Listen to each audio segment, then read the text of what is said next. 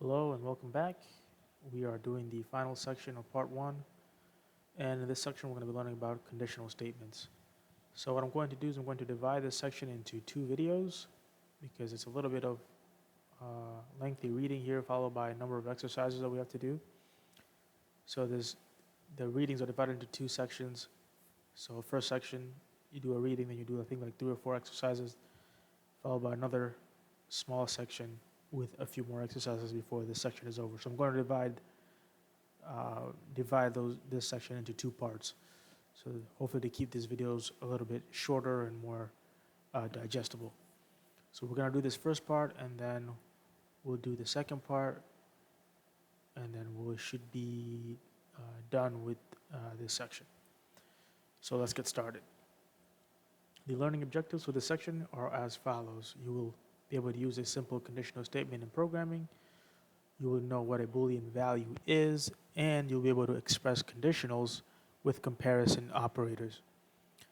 Thus far, every program we have written has been executed line by line in order.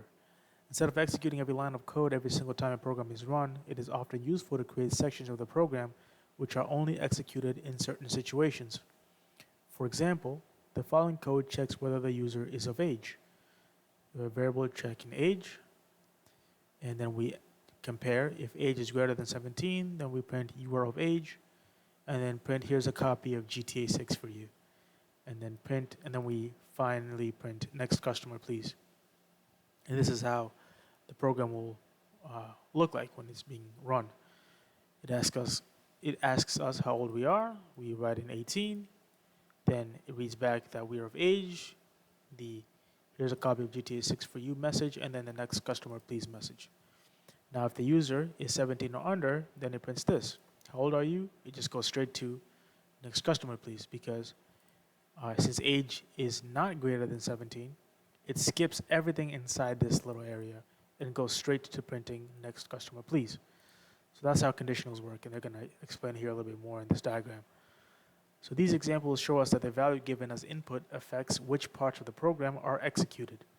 The program contains a conditional statement with a block of code which is executed only if the condition in the statement is true. So here's the condition. So this is how a diagram representing the execution of the program. So we have a conditional expression acting as a gate. If that conditional statement is met or is evaluated to be true, then we do what sits inside of that gate, and then we continue on to the rest of the program.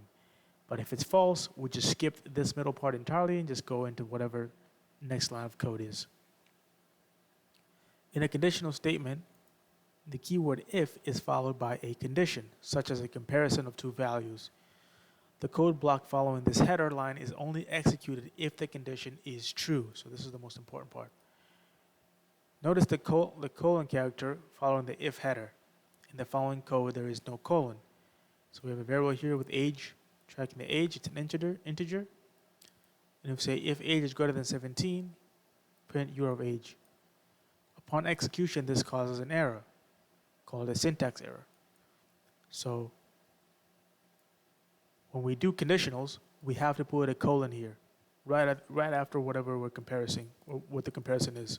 Otherwise, we're going to get a syntax error. These are the comparison operators in Python. So we have the double equals, which means equal to. So A is equal to B. So if A is 5 and B is 5, then this will evaluate to be true. The exclamation mark followed by an equals means not equal to. So A not equal to B. So if A is 5 and B is 6, then this will evaluate to be true because 5 is not equal to 6. This is the greater than symbol. So if A is greater than B, in this example, if 5 is greater than 4, then this will be true. But if 4 is greater than 5, it will be not true. This is the greater than or equal to. So here we have greater than or equal to. If A is greater than or equal to B, for example, if 5 is greater than or equal to 4, it will be true because 5 is greater than or equal to 4. Then this is the opposite of the greater than. This is the less than, which evaluates if this is less than that. So if 4 is less than 5, then it'll be true. But if 5 is less than 4, it'll be not true or false. And then this is the less than or equal to. So let's have a look at a program which prints out different things based on whether the number of the user inputs is negative, positive, or equal to 0. So we have here a variable called number. It accepts a user input as an integer. It's casted as an integer. And then we check. If number is less than 0, then we print the number is negative. If number is greater than 0, then we print the number is positive. And if number is equal to 0, then we print the number is 0. So this is an example of how the program is going to execute with different values. So it's going to ask us, please type in a number. We write in 15, and so we get the number is positive. Then here we try with the number negative 18, and it tells us that the number is negative. And if we type in 0, it prints out that the number is 0. I think this is pretty straightforward. But if you have any questions, you can feel free to ask in the comments, and I will try to respond either with just responding in the comments or with another video explaining this topic a little bit further. Because I do think it's a very powerful tool to use in programming, conditional statements. So if you have any questions, I'll be more than happy to talk further about this. All right, indentation. Python recognizes that a block of code is part of a conditional statement if each line of code in the block is indented the same. That is, there should be a bit of white space at the beginning of every line of code within the code block. Each line should have the same amount of white space. For example, here we have a variable called password. It accepts an inputted string from the user. Then we do if password is equal to kitty cat, then we print you knew the password, and then we also print you must be either the intended user or quite an accomplished hacker. Otherwise it says, and then it prints the program has finished its execution, thanks and bye. So we can use the tab key, short for tabulator. So again, if you see here, this line starts all the way on the left, and so does this line, starts all the way on the left. But everything inside of this conditional is indented just a little bit inward. So Python knows that this is what's inside that gate. Remember that diagram we're looking at. So the conditional statement is the gate, then the body of the conditional statement is what will be executed if this condition is true or is met. So that's what we're doing. So this is what to remember. Always indent the lines of code that you want to exist in, and to be executed should this condition be met. You can use the tab key, short for tabulator key, to insert a set amount of white space. Many text editors will automatically indent the following line when the enter key is pressed after a colon character. And our embedded code editor here does the same thing. I'll show you in a second. When you want to end an indented code block, you can use the backspace key to return to the beginning of the line. So make sure you know where your tab key is and your backspace key is on your keyboard. On Mac and Windows, they do the exact same thing, so don't worry about it. All right, our first exercise called Orwell. It says, please write a program which asks the user for an integer number. The program should print out Orwell if the number is exactly 1984 and otherwise do nothing. So if we type in 2020, it does nothing. But if we type in 1984, it returns Orwell. So that's pretty simple. So here we can have a variable called number, which is equal to, we're going to typecast an integer from an inputted string. Input, please type in a number. And then we're just going to do if number is equal to 1984, then print Orwell.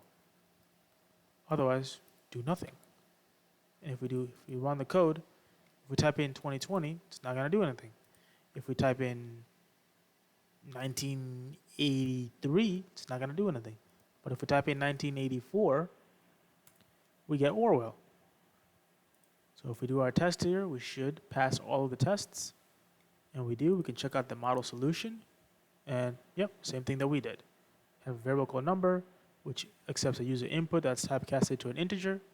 Then we compare if that number is equal to 1984. If it is, we print Orwell. If not, we don't do anything. So we don't even have to write anything else, because if this condition is met, then this will automatically be executed next. If this condition is not met, then there's nothing else to do outside of it, so nothing gets done.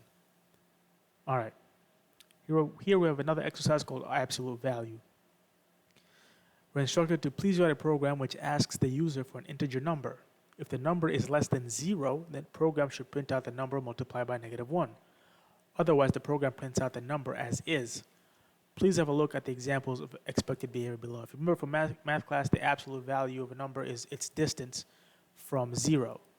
So even if it's negative, it's going to return how far it is from 0. So -7 is 7 spaces away from 0. So that's basically what the absolute value is. So here are examples. If we plug in if we provide number 7 as the input, then we get the absolute value of this number is 7. If we type in 1, the absolute value is 1. And if we type in -99, we get the absolute value of this number is 99. So we're going to have a variable here called number. Again, we're going to typecast the user's input to an integer.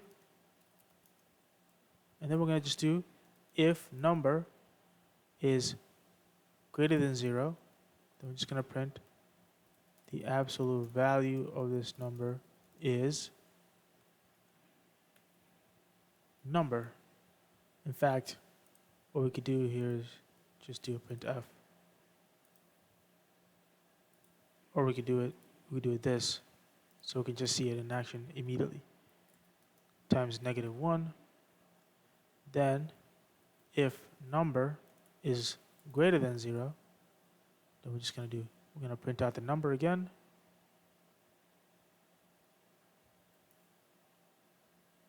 And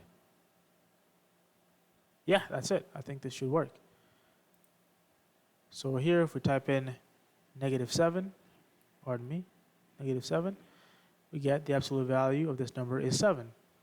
If we type in 1, we get 1. If we type in -99, we get 99.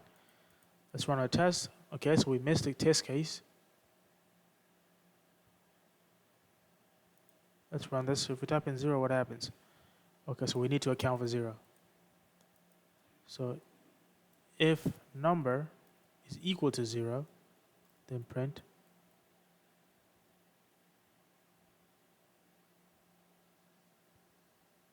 zero.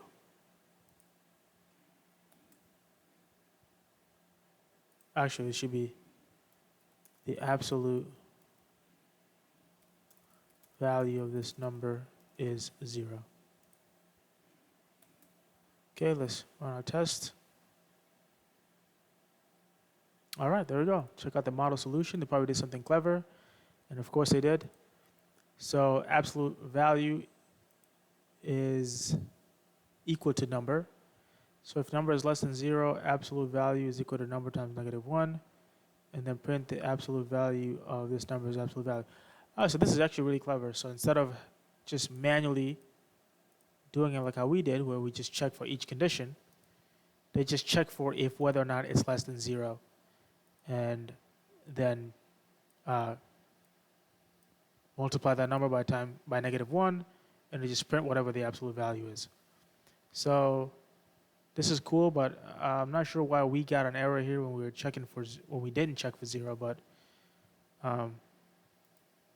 But again, this should account for 0 anyways. I think this is a very clever solution.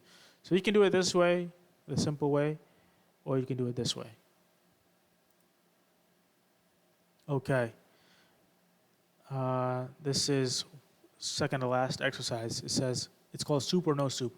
It says, please write a program which asks for the user's name. If the name is anything but Jerry, the program then asks for the number of portions and prints out the total cost. The price of a single portion is $5.90. 5.90. Two examples of the program's execution.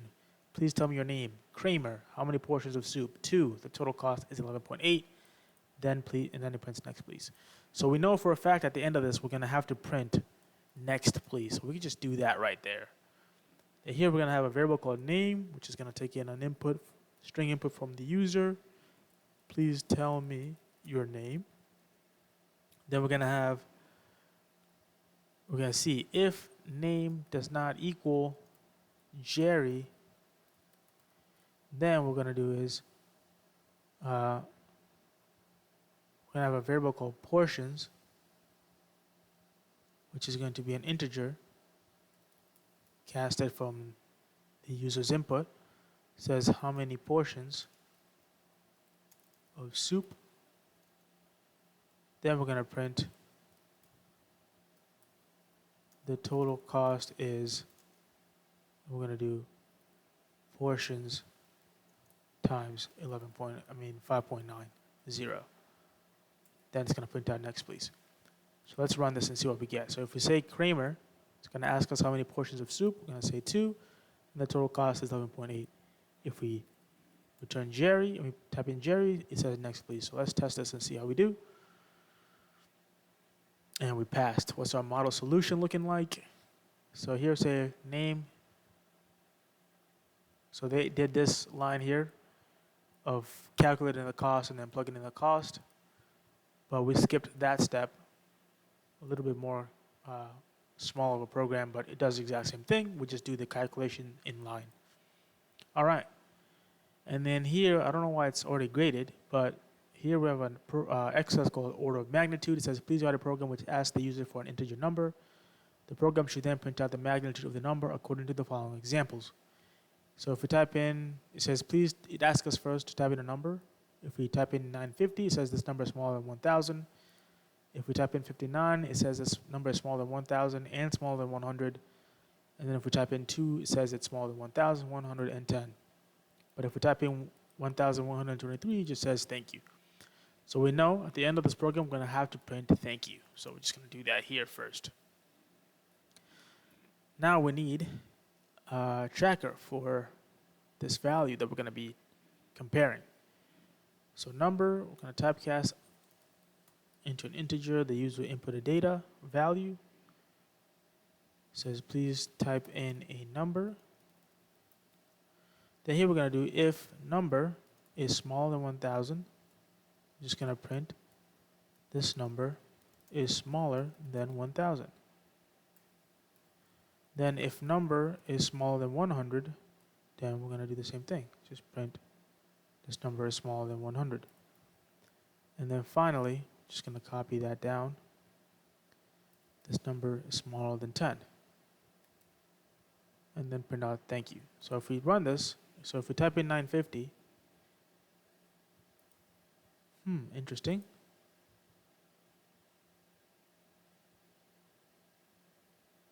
So it only prints out 1,000, but it doesn't do the other two.